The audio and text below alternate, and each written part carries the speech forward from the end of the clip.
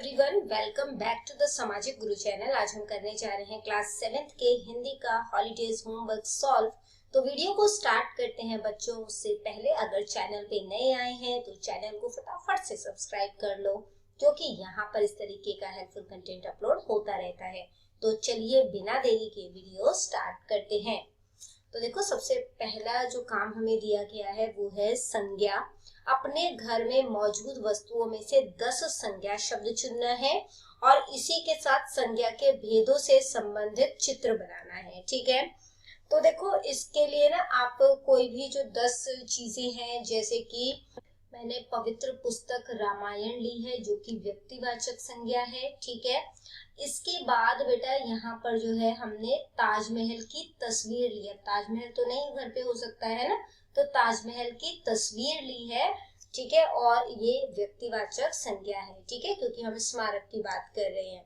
जातिवाचक संज्ञा में आ जाएगा कुर्सी, किताबें, घड़ी। 2 बारी लिखा है, एक कर लेना। ठीक है, घड़ी, पंखा, पानी की बोतल। भाववाचक संज्ञा वो संज्ञा होती है जिसे कि आप टच नहीं कर सकते। ठीक है, जैसे कि मिठास, बचपन। ठीक है, इसके बाद खुशी। ठीक है, इसके बाद बेटा अगला क्वेश्चन जो है वो देखते हैं, जो कि है सर्वनाम। अपने पिताजी, माताजी, भाई या बहन के बारे में 10 पंक्तियां लिखनी है और इन पंक्तियों में प्रयोग किए गए सर्वनाम शब्दों की सूची बनानी है। ठीक है, तो मैंने यहाँ पर मेरे माताजी लिखा है। माताजी के बारे में 10 पंक्तियां क्या है। मेरी माताजी का नाम श्रीमती, जो भी आपकी मम्मा का नाम है वो आपने लिख देना है। ठीक है, इसमें जो मेरी शब्द है वो क्या है, सर्वनाम। देखो सर्वनाम क्या होता है, जो कि नाम की जगह पर इस्तेमाल किए जाते हैं। ठीक है, इसके बाद है वह एक बहुत ही दयालु और समझदार महिला है। तो वह जो भी हाईलाइट किया हुआ है ना, वो सभी सर्वनाम है। ठीक है, उन्हें सुबह जल्दी उठना और योग करना पसंद है। वह हमारे पूरे परिवार का बहुत ध्यान रखती हैं। उनका स्वभाव बहुत ही शांत और प्रेमपूर्ण है। वह मुझे और मेरे भाई बहन को पढ़ाई में मदद करती है। हम सब मिलकर शाम को बातें करते हैं। वह हमारे लिए बहुत ही स्वादिष्ट खाना बनाती है। मुझे अपने माताजी पर बहुत गर्व है।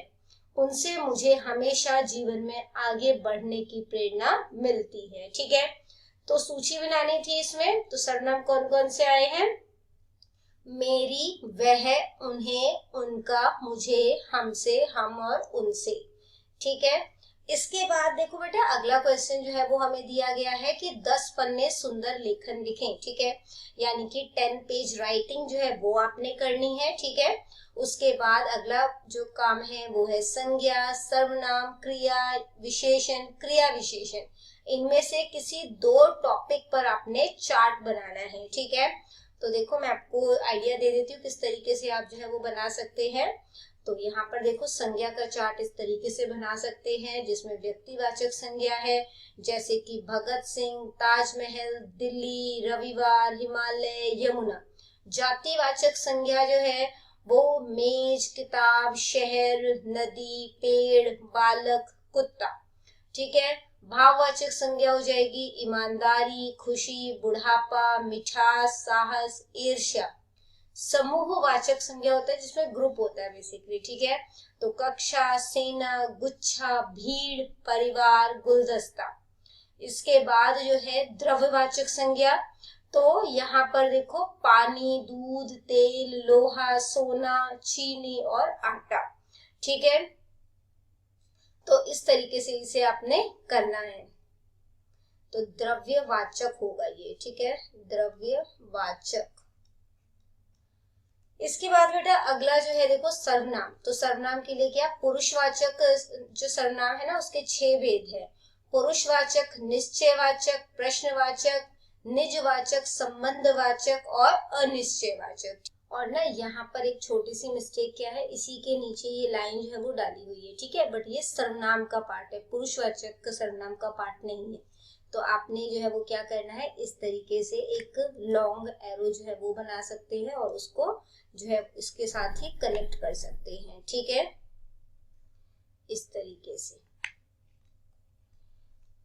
तो पुरुषवाचक में मैं, तुम, वे आ जाएगा। निश्चयवाचक में यह, वह आ जाता है, ठीक है। प्रश्नवाचक में कौन, क्या, कहाँ, कब। जो निजवाचक है उसमें अपना, आप। संबंधवाचक में जो, सो। अनिश्चयवाचक में कोई या कुछ। इसके बाद अगला देखो क्रिया।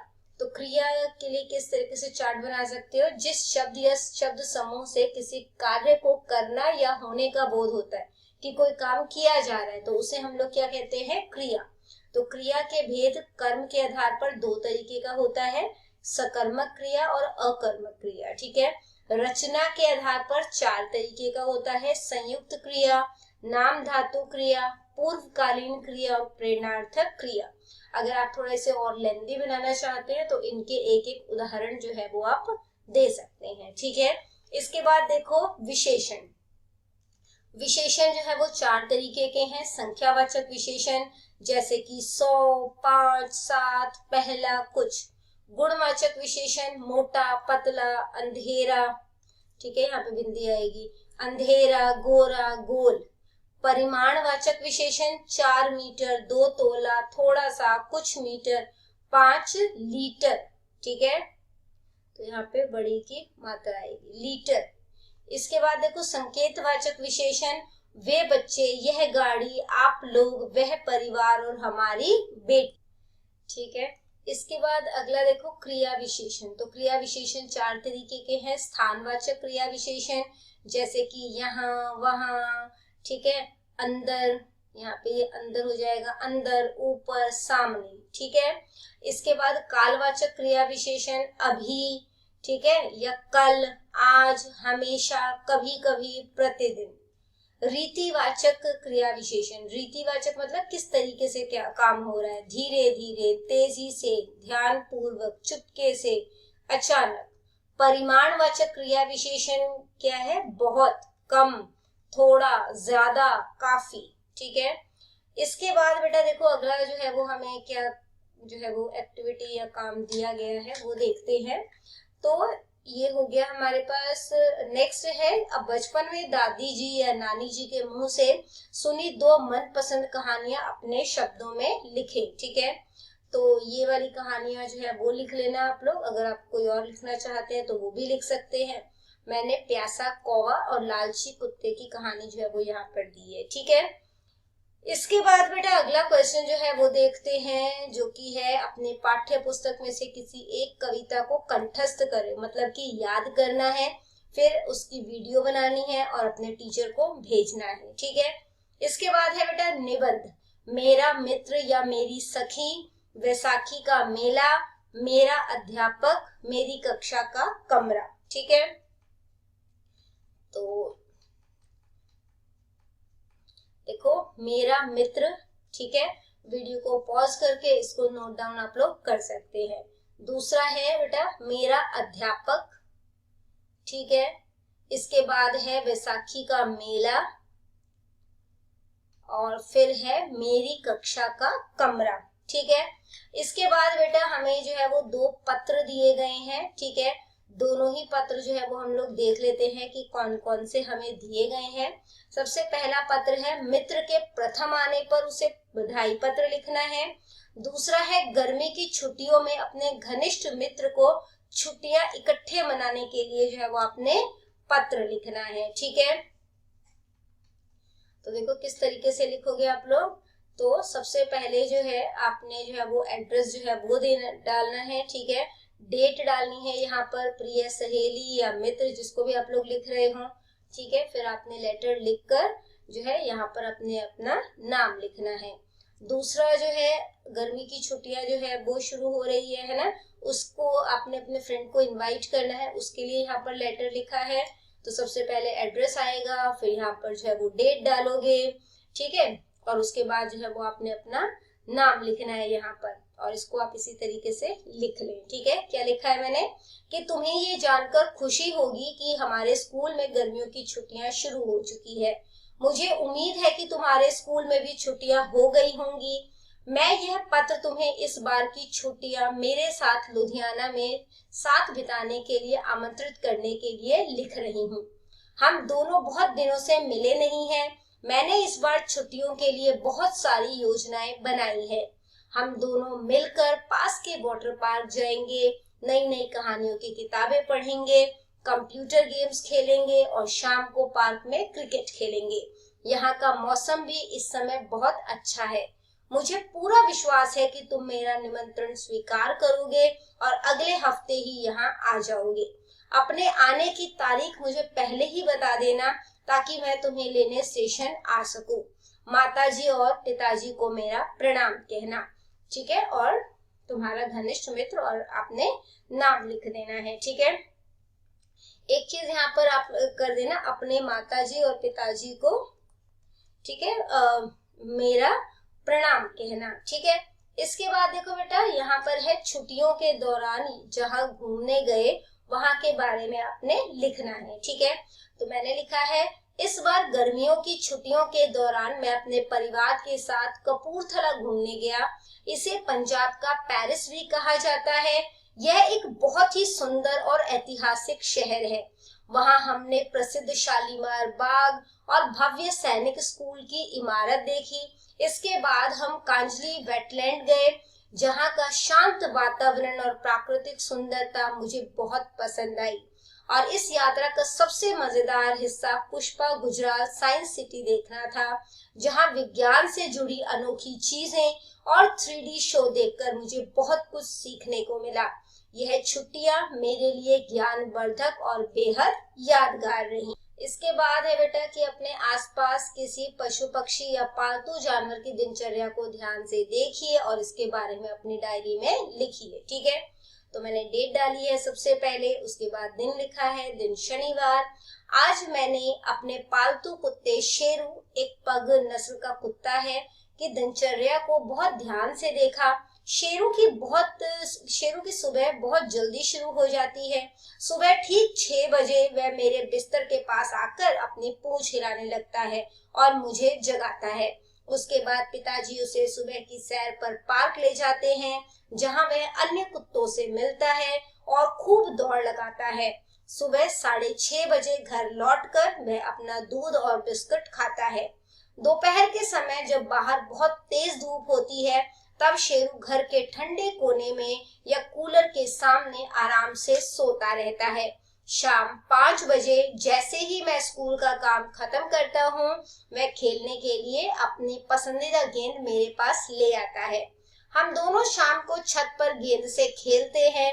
रात को 9 बजे भोजन करने के बाद वह हमारे घर के मुख्य दरवाजे के पास बैठ जाता है और एक सच्चे चौकीदार की तरह घर की रखवाली करता है। शेरू की यह सरल और अनुशासित दिनचर्या मुझे बहुत अच्छी लगती है, ठीक है। इसके बाद देखो क्या बोला गया है कि अपनी पाठ्य पुस्तक के अनुसार बताएं निम्नलिखित संवाद किसने किससे कहे। हे धर्मात्मा बंधुवर, क्या तुम अब भी जिंदा हो? तो ये संवाद राजा ने मंत्री से कहा था, ठीक है। अगला देखो, बाबा जी आज्ञा कीजिए, मैं आपका दास हूँ, केवल यह घोड़ा ना दूंगा।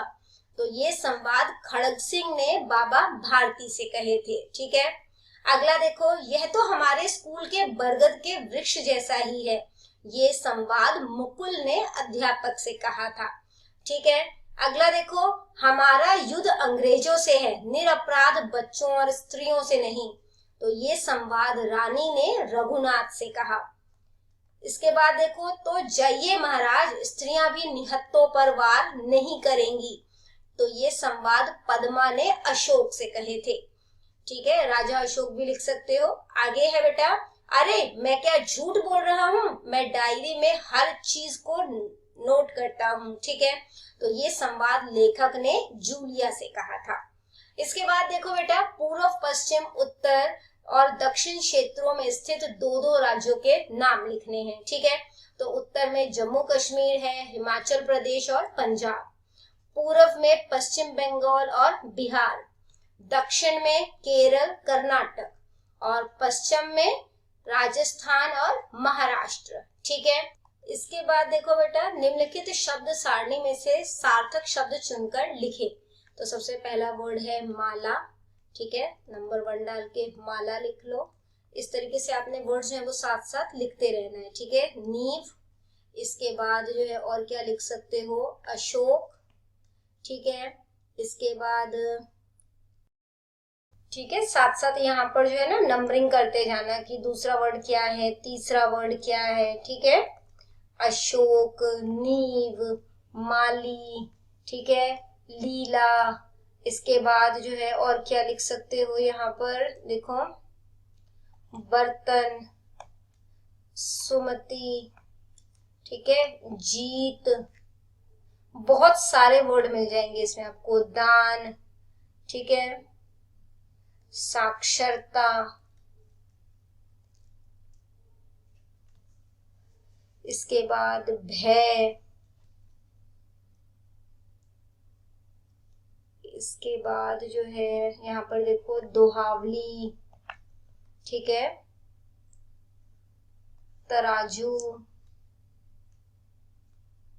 इस तरीके से आपको जो भी वर्ड मिलते जाते हैं आप उसको सर्कल में करके और यहाँ पर वर्ड जो है वो लिख सकते हैं, ठीक है। तो बच्चों करते हैं इस वीडियो को यहीं पे खत्म। आई होप सारा ही हॉलीडेज होमवर्क आपको बहुत अच्छे से समझ में आ गया होगा। अगर आप चैनल पे नए आए हैं तो चैनल को फटाफट से सब्सक्राइब कर लो, क्योंकि यहाँ पर आपको सभी क्लासेस के हॉलीडेज होमवर्क जो है वो सॉल्व कराए जाएंगे, ठीक है। तो बच्चों करते हैं इस वीडियो को यहीं पे खत्म, मिलते हैं अगले वीडियो में, तब तक के लिए बाय बाय।